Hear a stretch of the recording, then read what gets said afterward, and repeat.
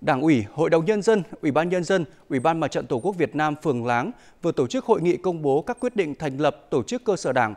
trực thuộc Đảng bộ phường, triển khai phương hướng, nhiệm vụ công tác trọng tâm 6 tháng cuối năm 2025.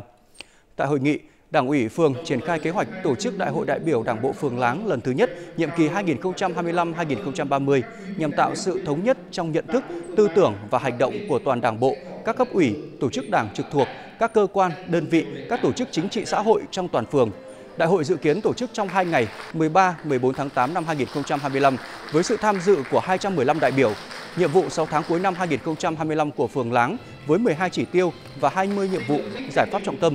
Trong đó, phấn đấu duy trì không có hộ nghèo, tỷ lệ hộ gia đình được công nhận và giữ vững danh hiệu gia đình văn hóa hơn 88%, tỷ lệ tổ dân phố được công nhận và giữ vững danh hiệu tổ dân phố văn hóa trên 75%, tỷ lệ hộ dân được cung cấp nước sạch đạt 100%.